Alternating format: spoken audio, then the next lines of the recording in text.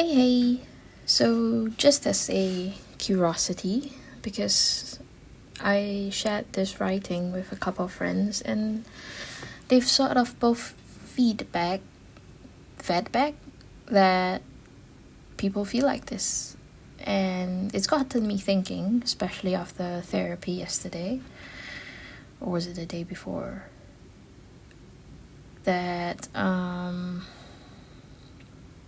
maybe there are people who actually think like me.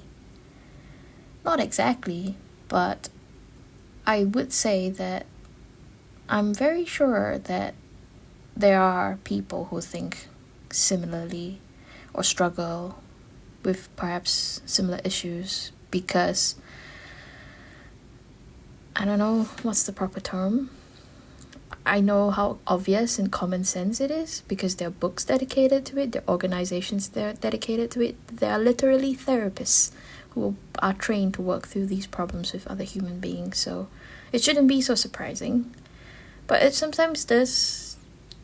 Maybe it's just some sense of isolation and a lack of community connections, but this is new to me, so I'm gonna chalk that up as a worthy of an update kind of thing, which means that I get to do a little Photoshop doodling, which I hope that you'll be able to see someday.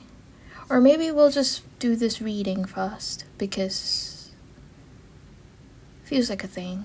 And if I really look back at my life, the best moments in my life have been those moments where I've been more present, where I don't overthink or worry about what happened before, what might happen, and I just lean into the moment, like leaning into the skid, as a professor once said, randomly in class, and I listened, and it actually saved my life. Not in a really dramatic way, I'm sure. The road conditions wouldn't have led to anything terribly bad, but I did kinda accidentally. I was driving on a foreign road. I don't know what was going on. I definitely could have accidentally caused something, but I heard the little voice in my head go, that's what the professor said, do it, and I was fine. And obviously I proceeded to email him afterwards, so it's important who we have in our lives. But anyway, I'll take a little pause.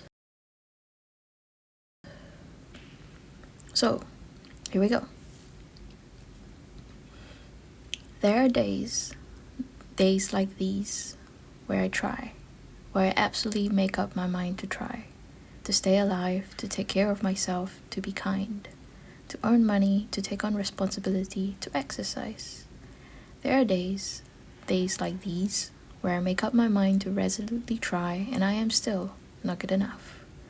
Because I don't have a proper job, because I get overwhelmed, because I so desperately want a hug, because I'm difficult, because I'm a lot.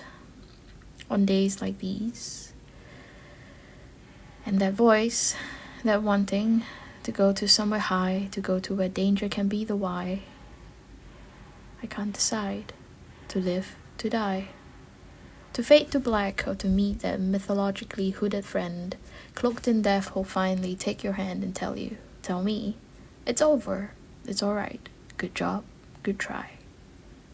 On days like these, a different voice takes over. One that's intensely more urgent, one that's insanely more dire, because, of course, we want to waste not the therapist's hopes and efforts, to want to not end either whatever we can count as so uniquely us and or ours. But on days like these, especially on days like these, I dream to not wake, I sleep to never be awake. And this may make for a great dramatic reading one day. Maybe someday. For now, I'm so proud of the therapist. I'm so grateful for everything that has been. Because life can be lots of things. That's an interesting experience, isn't it? Oh well. Thank you again, always, for this random space on the internet. I noticed a little subscriber popped in the other day with the video that includes a little chatter. So hopefully, if you're still around, if you listen to this or you watch this, you're not disappointed. I'm feeling better today.